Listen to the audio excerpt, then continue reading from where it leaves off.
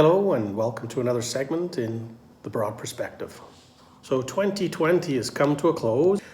People have that typical question of, okay, what does the next year hold for us? At the beginning of January every year, we have what's called the Edmonton Housing Market Update.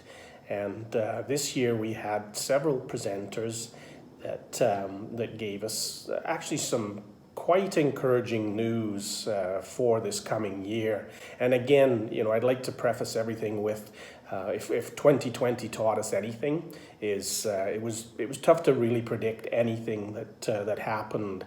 So take predictions kind of really what they are is they're just best guess scenarios.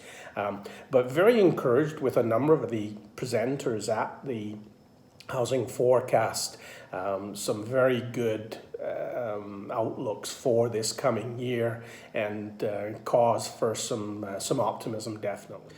It is funny though, with every situation, you could have 3, 4, 5 different individuals look at the exact same information, same scenarios, and come up with realistically 5 very different opinions. Myself being an eternal optimist, I always try to look at the good. We have to be reasonable and use our common sense. But again, getting back to some of the presenters, some very, very good and encouraging news. So that's what I'm going with for this coming year. We can equate much of what's happened specifically in Edmonton and Alberta over the last 4 or 5 years to that of a pressure cooker. You can only keep so much bottled up for so long, and then eventually it's going to break. And that's how I've perceived the economy and real estate in Edmonton specifically, is that we've had a lot of people kind of just sitting on the sidelines over the last 3, 4, 5 years, with so much change. You've got in the United States, we had a new presidency with Donald Trump, and now we've got Biden in. In Alberta, we had Rachel Notley, and now we've got Jason Kenney. So there's been, kind of some, a lot of changes really with respect to our political climates. But having said all that, people were sitting on the sidelines, and now what we're starting to see is those people, they're starting to jump into the market, and specifically in the last probably 4 to 6 months of 2020, our local market saw some absolutely incredible activity, which was encouraging, and we're going to see that, I believe, going into 2021. I believe the first quarter, I think there's still some cautious optimism there, but as we get into that the second quarter and second half specifically of 2021, I think that's when we're going to see some quite good activity, where we're going to see very much a balanced market, not really a buyer's market, not really a seller's market. If I was to predict anything, I would probably say slightly leaning towards a bit of a seller's market. Now, why do I say that, you ask? Well, what I'd like to start off with is, despite everything that's happened with COVID over this past year, Canadians as a whole, for the most part, have been able to save quite a bit of money, which again kind of goes against the grain. Most people were thinking very much doom and gloom with COVID, and don't get me wrong, COVID it definitely posed many issues, not just financially. But again, like I said, what we found is Canadians were able to save, and the economist with the CIBC, that's kind of where his predictions are coming from, is we've got all of this this money kind of sitting on the sidelines, and people are just waiting for almost the green light, which we can definitely see the light at the end of the tunnel with COVID, now with so many of the vaccines that are being approved, and already starting with with vaccinations worldwide. So this is kind of where we're starting to get that optimism.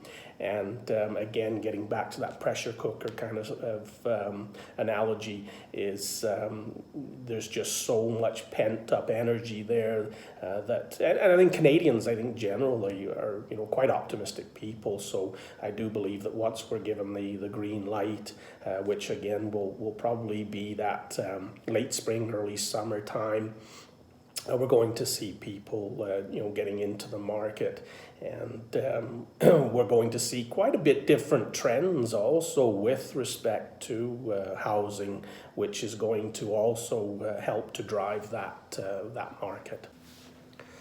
So we've got pent-up energy. We have a considerable amount of money and assets sitting on the sidelines.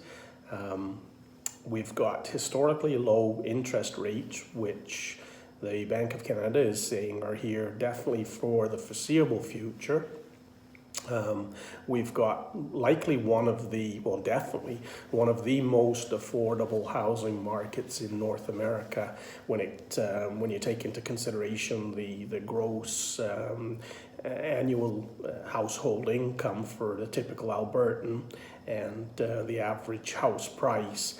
Definitely Edmonton is by far one of the most affordable housing markets in North America. So we've got all of these factors just lined up, and again, I was saying about the green light, and with COVID, we can definitely see that light at the end of the tunnel. Once all of these factors start to come into play, that's where we're going to see the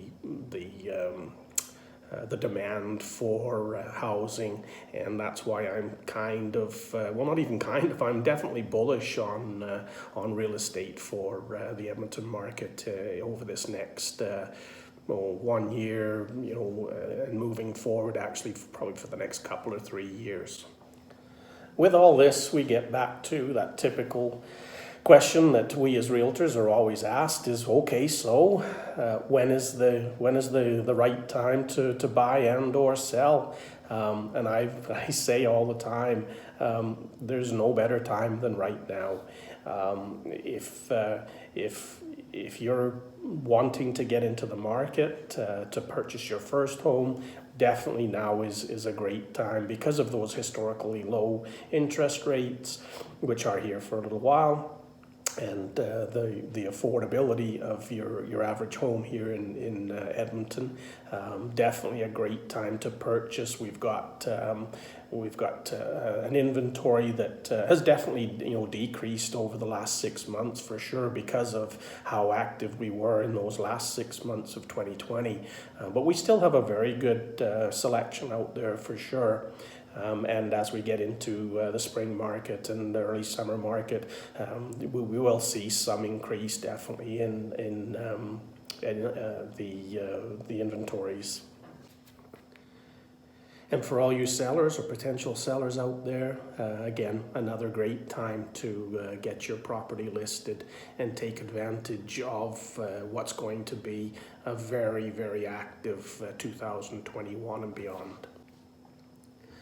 As always, I'd love to be your realtor of choice, and you can always contact me at 780-964-9780 through email at info@chrisbroadhurst.ca, and I always welcome people to check me out on my website at chrisbroadhurst.ca.